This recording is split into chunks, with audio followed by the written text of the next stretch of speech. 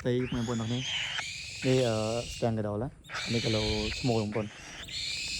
ប្រហាត់ឥឡូវប្រហាត់បានជោគជ័យ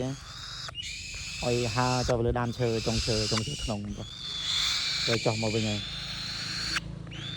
ខេវខ្លាំងហើយពេលអញ្ចឹងហៅចង់ចោះមកក្រោមទេណែស៊ីអត់មានអីស៊ីបងប្អូនលើចាប់កដោបានបានតែដាក់កមន់ឲ្យវាស៊ីក៏ដែរមានចំណុចមានទិញកមន់ចាំវាស៊ី